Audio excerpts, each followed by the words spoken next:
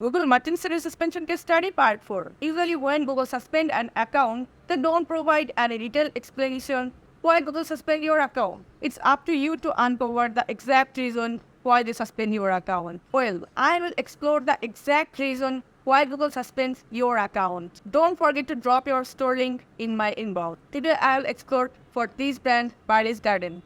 As you can see here, the brand name is listed as Barley Gardens, which is exactly the same as their website domain name. However, it's not correct. Let me show you. This product actually belongs to a different brand. Let me show you. If you examine their product description, you will notice that it contains the correct brand name. But in GMC, they have provided incorrect information. It's a common mistake made by many people. They use their domain name as their product brand name. Additionally, there's another concern regarding this product. As you can see, it has a GTIN, but this data has not been included in the GMC product feed. This oversight also play a role in the suspension of their account.